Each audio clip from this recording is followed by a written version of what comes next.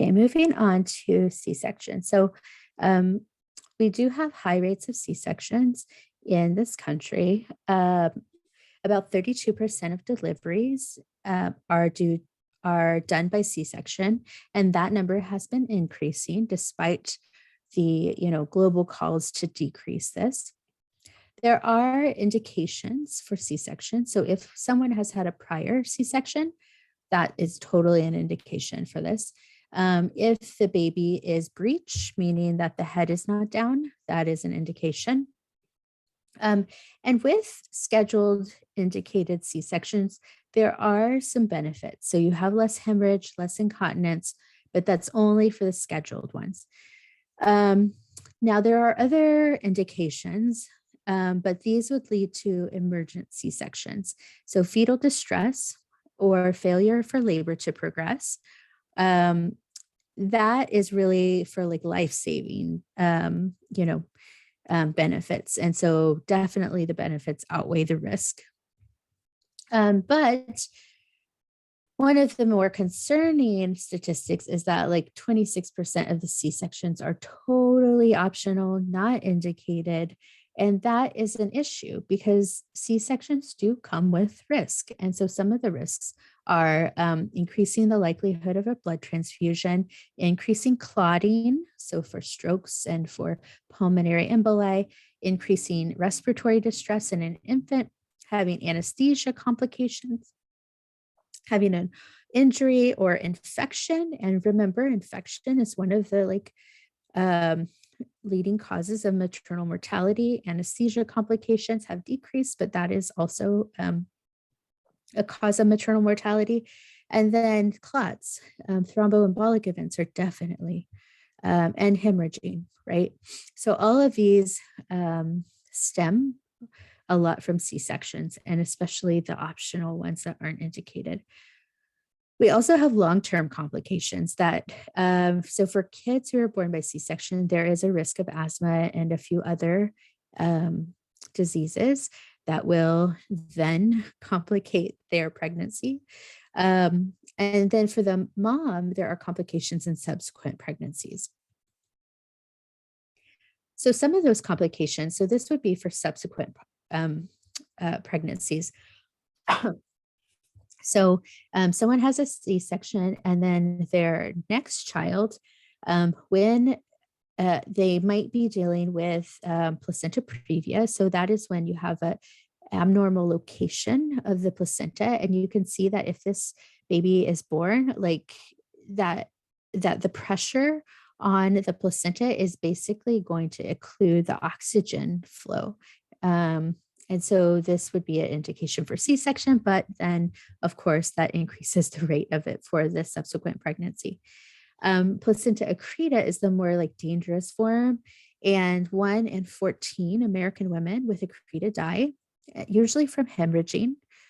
You have to do a hysterectomy with this one because you can see that like with accreta, the placenta isn't only in the wrong location, but it's like actually infiltrated all the way into the muscular wall.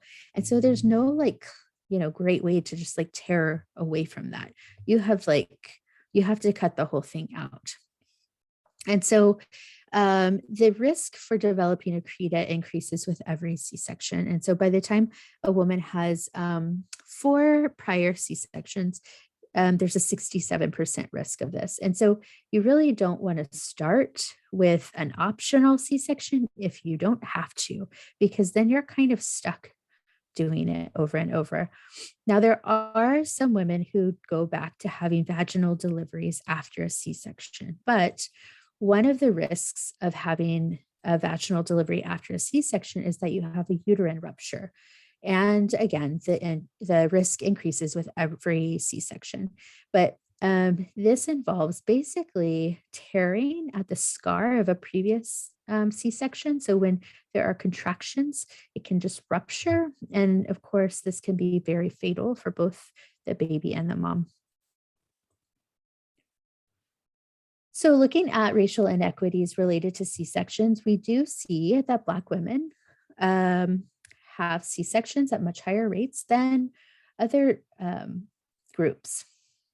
So that might be one driving factor related to maternal mortality statistics and racial inequities.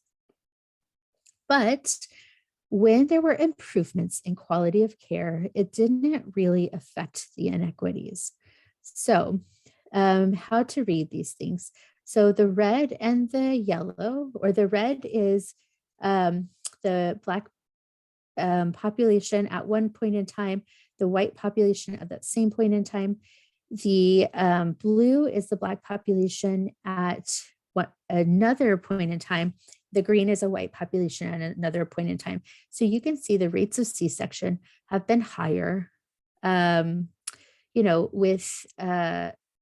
with each population. And I think I said that wrong. So this is in one study and another study, but at different populations or different times. And so you can see that even though we gradually increased both, the rates of death or the racial inequities related to this didn't change in the same way that would be predicted. And then when we had a decrease in the VBACs, you still didn't get really a change. So these improvements in quality of hospital care are very important, but it's not going to take care of our glaring statistics. It's also not going to probably explain the racial inequities related to this. So the risk to the child during C-section. So during vaginal delivery, the child is colonized with good bacteria, healthy bacteria. And during a C-section, you don't get that same colonization. And so that's why it's related to certain disease states later on. And we'll talk about this more later. Also during a vaginal delivery, you have a lot of compression of that fetus as it's being delivered. And that compression helps get rid of the amniotic fluid that's in the lungs. And so then they're able to breathe. During a C-section, you often don't get that same compression, and you also don't get the same amount of stressors that help with transition. So then you have some retained fluid in the lungs, and you have respiratory distress and a lot of breathing problems. Now, it's called transient tachypnea of the newborn because it's transient. It usually goes away, but still there's a disruption. And there's a struggle right after delivery. And this might also impair the ability of the mom to establish breastfeeding, which with C-sections, it's already harder to do that. But so, there's no reason with all of these different risks why any C-section should be done when there's no indication